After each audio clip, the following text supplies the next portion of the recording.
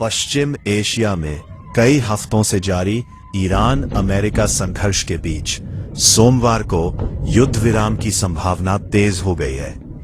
समाचार agency Reuters के मुताबिक अमेरिका और ईरान दोनों को एक ऐसा शांति प्रस्ताव सौंपा गया है जिसमें तत्काल संघर्ष विराम, हॉर्मुज़ जलद मरुमध्य को फिर से खोलना और अगले 15 से 20 दिनों में व्यापक समझौते की रूपरेखा शामिल है। सूत्रों के अनुसार प्रस्ताव 2 चरणों में तैयार किया गया है। पहले चरण में दोनों पक्षों से तुरंत सैन्य कार्रवाई रोकने और समुद्री मार्गों पर सामान्य आवाजाही बहाल करने की बात कही गई है। अगर इस पर सहमति बनती है तो सोमवार से युद्ध विराम लागू हो सकता है। इसके बाद दूसरे चरण में इस्लामाबाद में आगे की बातचीत के जरिए स्थायी राजनीतिक और सुरक्षा समझौते पर काम होगा।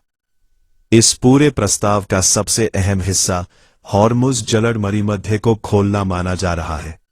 दुनिया के तेल व्यापार का बड़ा हिस्सा इसी समुद्री मार्ग से गुजरता है। हाल के हफ्तों में इस मार्ग के बाधित होने से अंतर्राष्ट्रीय तेल बाजार में तेज उतार चढ़ाव देखा गया और कई देशों की ऊर्जा सुरक्षा को लेकर चिंता बढ़ी। रॉयटर्स की रिपोर्ट कहती है कि कूटनीतिक सूत्रों ने इस बात पर जोर दिया है कि आज ही सभी बिंदुओं पर सहमति बनना जरूरी है। देरी होने पर सैन्य तनाव और आर्थिक दबाव दोनों बढ़ सकते हैं। हालांकि ईरान ने अस्थायी युद्ध विराम के दौरान हॉर्मुज़ को खोलने पर कुछ आपत्तियां जताई है, जिससे बातचीत अभी भी संवेदनशील मोड़ पर बनी हुई है।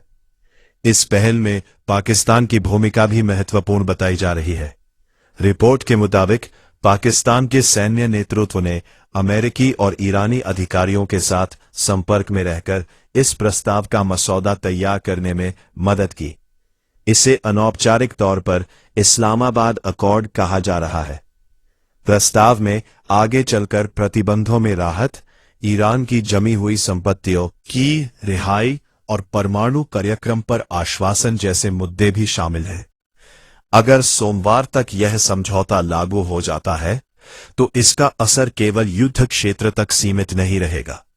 तेल की कीमतों, समुद्री बीमा, खाड़ी क्षेत्र की सुरक्षा और भारत जैसे ऊर्जा आयातक देशों की अर्थव्यवस्था पर भी इसका सीधा असर पड़ सकता है।